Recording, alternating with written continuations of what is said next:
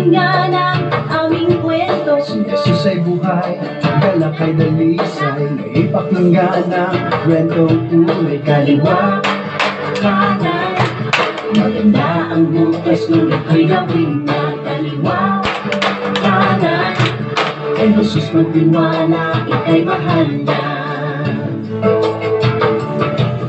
ang anak ng Diyos ay hindi matatalo. Ngayon pakinggan ang aming kwento. Handog ng Diyos ang karunungan, kami pakinggan siya makapangyarihan. Kaliwa, kanan, maganda ang bukas, ngunit ko'y gawin na kaliwa.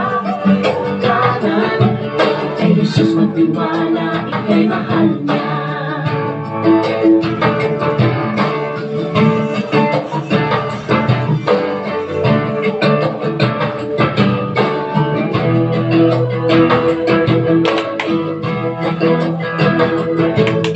Sunod si Jesus siya ang kasagutan, dali pakinggan ang kwento namin. Tuwag saya'y malawak malalim, Kami pakinggan at sumama sa aming kaliwa.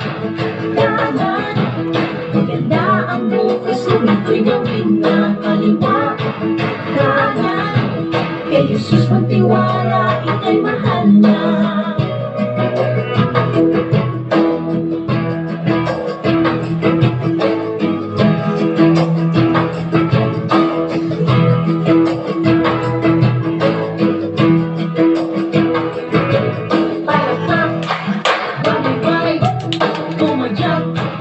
Ika'y mahal niya, palakpak, bagay-bagay, pumadyak, ika'y mahal niya.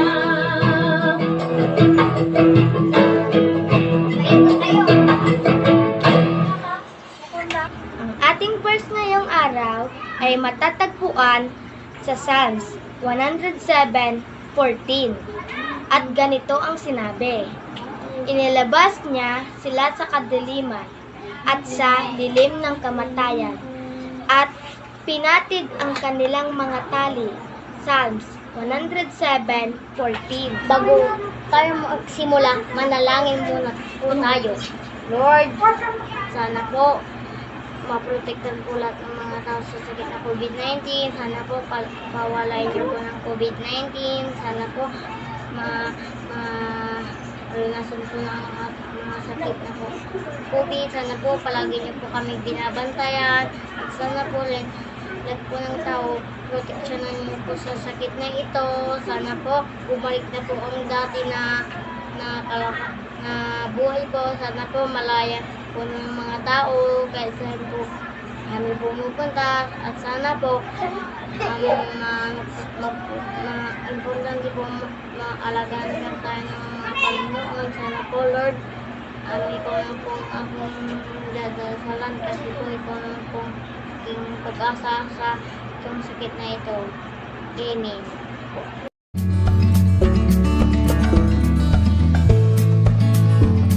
Magandang umaga sa inyong lahat, mga bata. Alam niyo ba kung anong tawag dito? Tama! Ito ay tinatawag na isang kadena. Yung mga bakal na pinagdugtong-dugtong. Napakatibay nito at ito ay ginagamit para maisara ang lahat ng mga bagay, mga kasangkapan na gustong itago ng maayos para matibay. Ano naman kaya ito? Tama! Ito ay, ang tawag dito ay mga popsicle na kung saan ginagamit sa mga ice cream, yung mga paghawakan sa mga ice cream, di ba? Popsicle stick. Malalaman natin yan mamaya. Breaking the chain. Ang ating lesson ngayon ay patungkol ito sa pagputol ng kadena. Ano kayang ibig sabihin nun, mga bata? Gusto niyo bang malaman kung paano mapuputol ang mga kadena na gawa sa matitibay na bakal? Tara, alamin natin yan ngayon din sa ating Sunday School lesson ngayong umaga na ito ay pinamagatang Breaking the Chain. Pagputol ng kadena. At alam niyo rin ba mga bata, na napakaraming kwento sa Biblia patungkol sa pagputol sa kadena. Nakakita na ba kayo ng mga litratong gaya nito?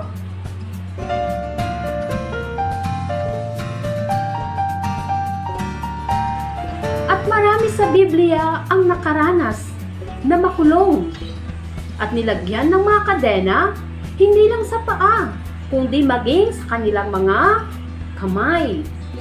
Gaya nino? Gaya ni Samson, nilagyan siya ng kadena sa kanyang mga kamay at paa. Si Jeremiah, nakulong din siya at nilagyan din siya ng kadena.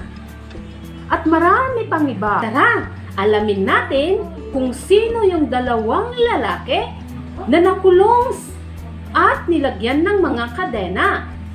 Ang kwentong ito ay mula sa libro ng Acts o Gawa, chapter 16, verses 25 hanggang 31.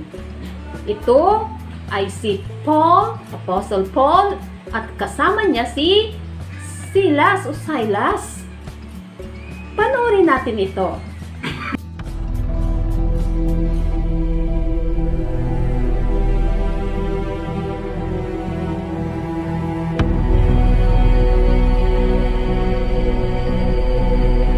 In a place called Philippi, there was a slave girl who was possessed by an evil fortune-telling spirit. Many people paid to have the girl tell their fortunes, which made her slave masters very wealthy. One day, the girl began to follow Paul and Silas around as they moved through the city. For many days, the girl followed them, shouting, "These men are servants of the Most High God. They are showing the way to salvation." Finally, troubled by the girl's situation, Paul turned around and said to the evil spirit, "In the name of Jesus Christ, I command you to come out of her now." The evil spirit left the girl, and when her owners realized that their hope of making money was gone, they seized Paul and Silas and dragged them into the marketplace to face the authorities. The angry slave owners told the authorities, "These men are Jews, and they are throwing our city into an uproar by urging people to practice illegal customs." The crowd in the marketplace gathered to hear the commotion, and soon joined in on the attack against Paul and Silas, agreeing with the slave owners. The authorities ordered Paul and Silas to be stripped and beaten with rods. After they had been severely flogged in public, Paul and Silas were thrown into prison. The authorities commanded the jailer to guard them carefully. The jailer took his orders seriously. He put Paul and Silas in the inner cell and locked their feet in stocks, making it so they couldn't even move. In this terrible situation and a great deal of pain, Paul and Silas sat in their jail cell and praised God. They prayed and sang hymns to God. But God was not the only one who heard them. All the other prisoners also heard their words and praise. At about midnight, Paul and Silas were still praying and singing hymns when a violent earthquake shook the foundations of the prison. All at once, the doors on all the cells flew open, and every prisoner's chains came loose. Without anything holding the prisoners in their cells, everyone in that jail could now escape. The earthquake woke up the sleeping jailer, and he saw all the cell doors open and the broken chains. Thinking that all the prisoners had escaped, he knew he was going to be in serious trouble. The jailer drew his sword to kill himself, but before he could hurt himself, Paul called out, "Don't harm yourself. We are here." Overcome with relief, the jailer fell before Paul and Silas and asked, "What must I do to be saved?" They responded, "Believe in the Lord Jesus." Paul and Silas preached God's word to the jailer and his household. The jailer brought them into his home and prepared a feast for them. After he carefully washed their wounds, Paul and Silas baptized the jailer's entire family. The jailer was filled with incredible joy because he and his entire household had come to believe in God. Sa ating memory verse kanina, ito ay matatagpuan sa Psalms 107 verse 14. At ito ang sinabi, inilabas niya sila sa kadiliman at sa lilim ng kamatayan. At pinatid ang kanilang mga tali. Sino kaya ang sinasabi ditong naglabas sa kanila sa kadiliman at sa lilim ng kamatayan? Walang iba kundi ang ating Panginoong Hesus Kristo. Iniligtas nila ng ating Panginoong Hesus Kristo mula sa kamatayan at pinatid ang kanilang mga tali. Ibig sabihin, tinanggal ang pagkakatali ng kadena mula sa kanilang mga paa. Ngayon, may gagawin tayong activity mga bata. Gamit ang ating mga popsicle stick. Ito ay tatawagin nating ang reaksyon ng kadena. Tara, tingnan natin. Sabay-sabay tayong gumawa ng kadena gamit ang ating mga popsicle sticks. Unang stick, ilagay dyan. Hawakan mabuti. Pangalawang stick, lalagay dito sa ibabaw na isa. Magmumukha siyang ganyan. Pangatlong stick, lagay natin dito na magmumukha siyang letter A. Tapos yung dulo dapat lagay sa ilalim. Tapos yung dulong isa nasa ibabaw. Next, pang-apat na stick. Dito, sa ibabaw dito. Tapos, lagay sa ilalim yung isang dulo niya. Ganyan. Yan. Dito, dapat eksakto siya. The next, pang-lima, ilagay dito sa ilalim. Tapos, yung dulo niya dapat sa ibabaw naman nitong sa kabila. Yan. Gawin natin ang dahan-dahan, tapos dapat hawakang mabuti. Handa na ba? Kaya ba? Nasusundan ba? Ganyan. Sunod, hawakang mabuti muna dito sa dulo niya. And then, yan. Madali lang to. Tapos, ibabaw sa kabila. Yan, kunting usog-usog. Yan, tapos ganun ulit. Ulit-ulitin lang natin hanggat maubos ang inyong gawa ginoong ang popsicle. Yan. Yan. Yan, tapos ulitin ulit. Ganun lang din, ganun din dito. Hanggat umabot sa dulo, hanggat maubos ang inyong popsicle, tuloy-tuloy lang. Okay?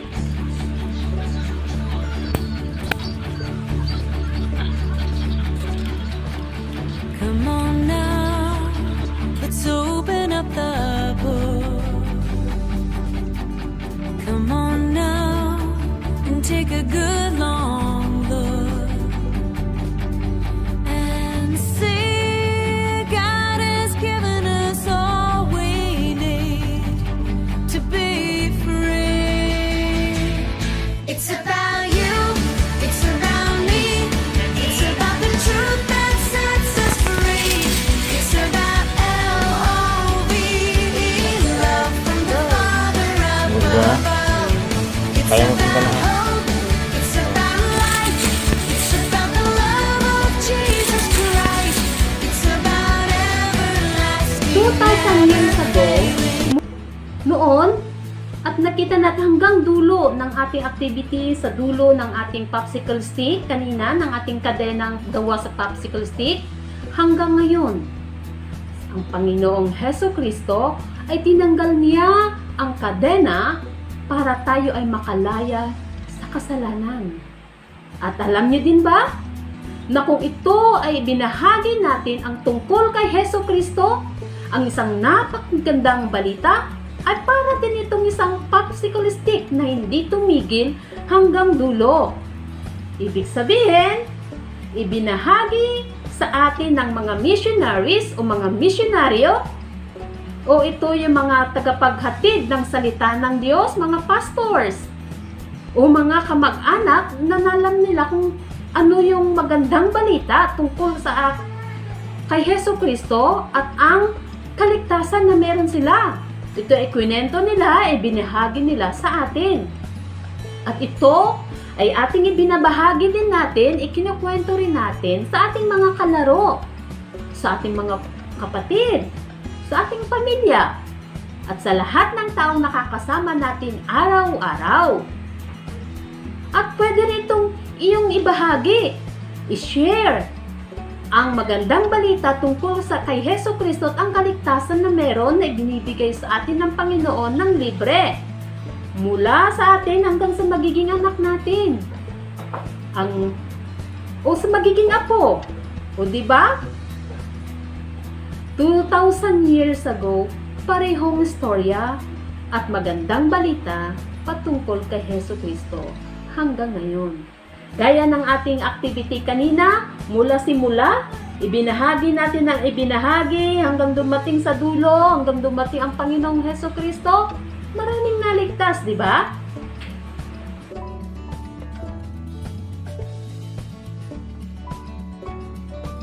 Ano nga ba yung mga dapat nating matutunan sa ating kwento?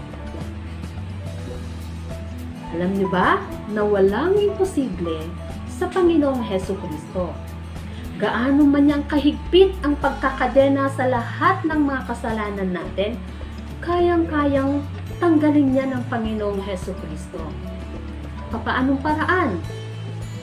Dapat maintindihan mo kung ano yung mga kasalanan na meron na nagawa natin o nagawa mo.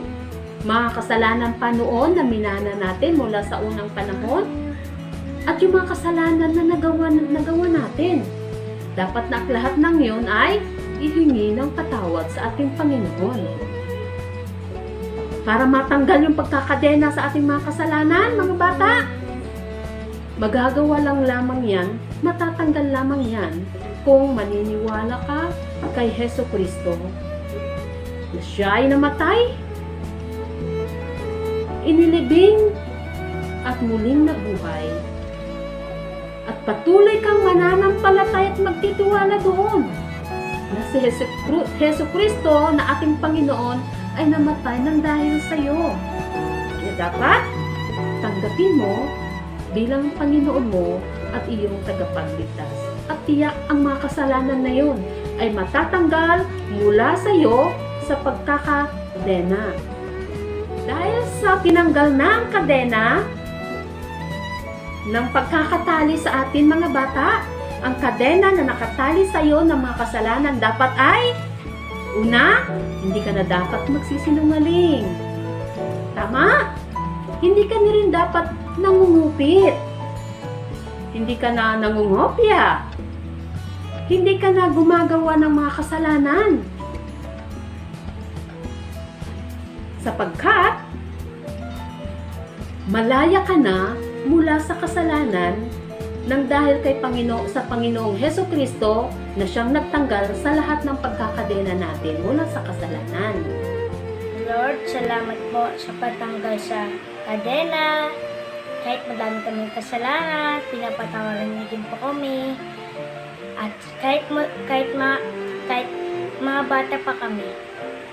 Salamat po sa mga binibigyan niyo sa aming buhay na kasayahan. At ingatan niyo po kami mula sa COVID-19. Salamat po Diyos sa ngayong mga araw. Gislin kay Amen.